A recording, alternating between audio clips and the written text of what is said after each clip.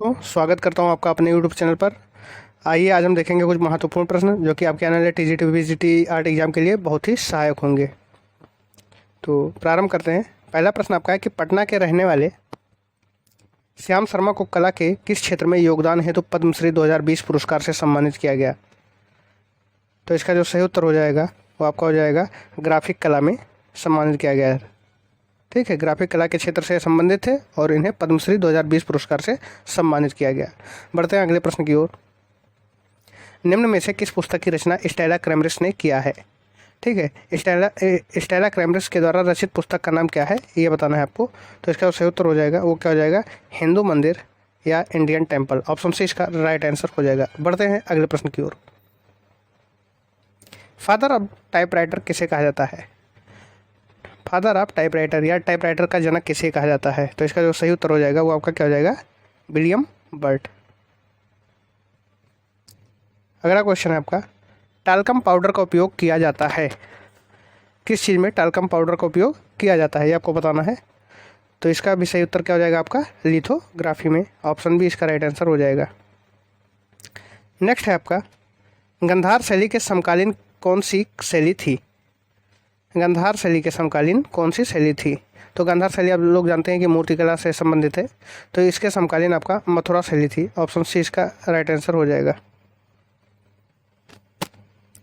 Next है आपका, पवित्र परिवार या डोनी टोंडो नामक प्रसिद्ध चित्र के चित्रकार हैं। दो चित्र हैं आपके, दो चित्र का एक ही चित्र है, उसका दो नाम है, पवित्र परिवार या फिर डोनी टोंडो नामक जो प्रसिद्ध चित्र है, ये चित्रकार कौन है।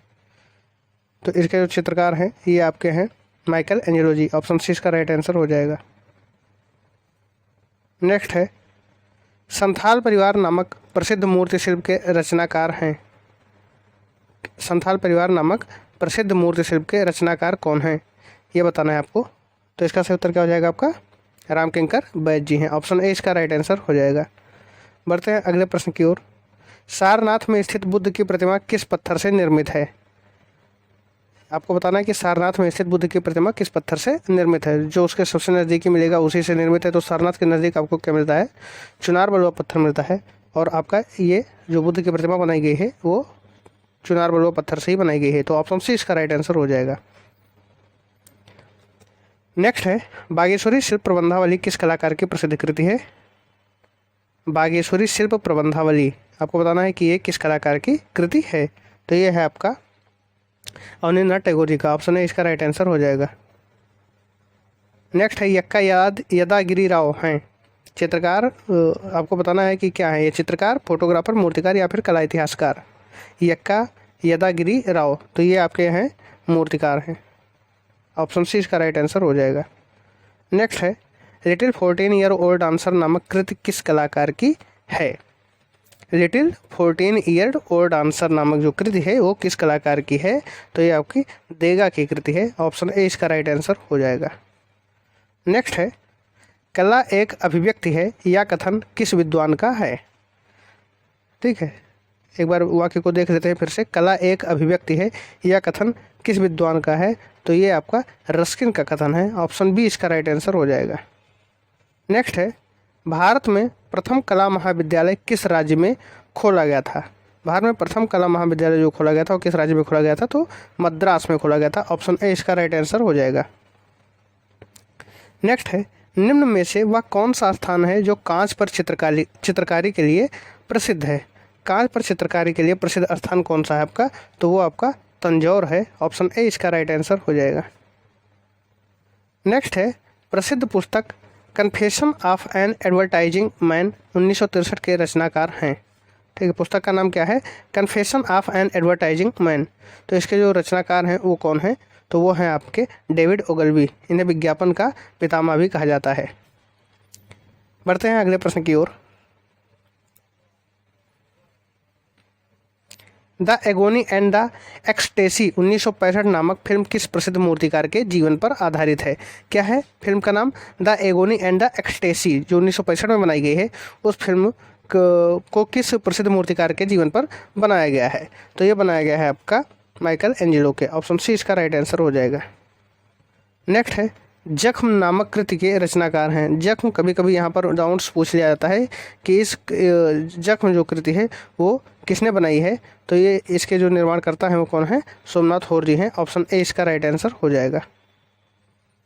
नेक्स्ट है, बर्निन किस शैली का प्रमुख शिल्पकार था। बर्निन जो है वो किस शैली का प्रमुख शिल्पकार था, तो ये आपके जो हैं वो बरोक शैली के शिल्पकार हैं। ऑप्शन सी इसका राइट आंसर हो जाएगा।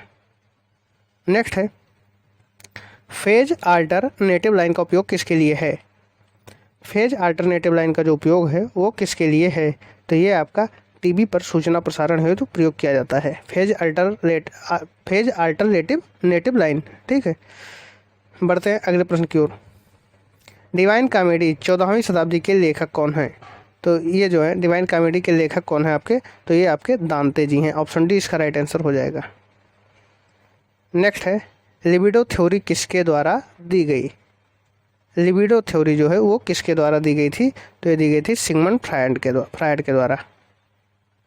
बढ़ते हैं अगले प्रश्न की ओर।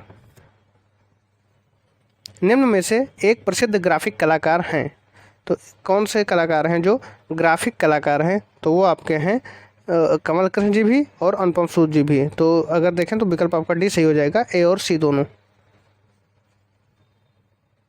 नेक्स्ट है, रौद्र रस किस रंग से प्रदर्शित किया जाता है।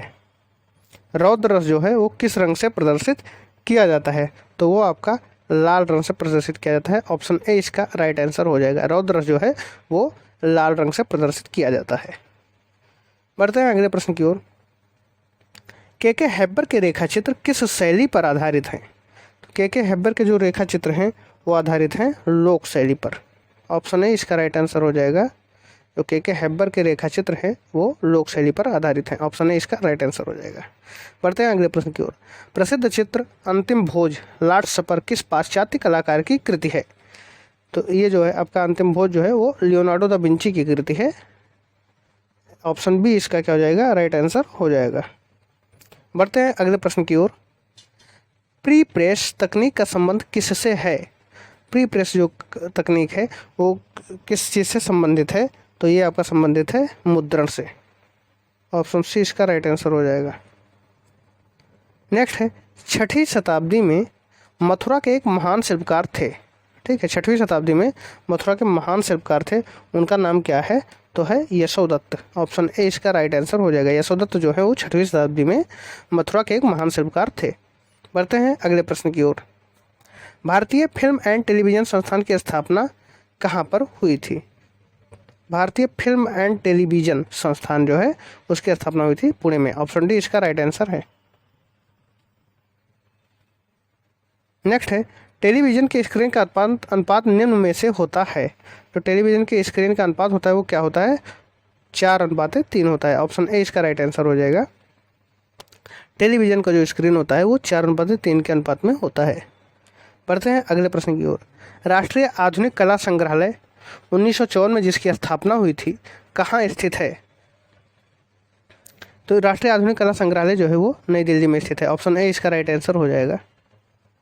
नेक्स्ट है, भारत भवन 13 फरवरी 1922 का जिसका निर्माण हुआ था, भारत भवन जो 13 फरवरी 1982 में जो बनकर तैयार हुआ, भोपाल की डिज़ाइन किसने तैयार की है। भारत भवन जो कि भोपाल में है 13 फरवरी 1982 को कंप्लीट हुआ था या बना था, कि डिज़ाइन किसने तैयार की थी, तो इसकी जो डिज़ाइन तैयार की थी वो किसके द्वारा तैयार की गई थी, चार्ल्स कोरिया के द्वारा। ऑप्शन बी इसका राइट आंसर हो जाएगा। नेक्स्ट है, फिलिपो ब्रूनेलेस्की किस रूप में प्रसिद्ध था। फिलिपो ब्रूनेलेस्की जो है वो किस रूप में प्रसिद्ध था, तो इनकी प्रसिद्धि जो थी वो वास्तुविद के रूप में थी। ऑप्शन बी इसका राइट आंसर हो जाएगा। नेक्स्ट है आपका, पढ़नी अप्पन का संबंध किस प्रदेश से है।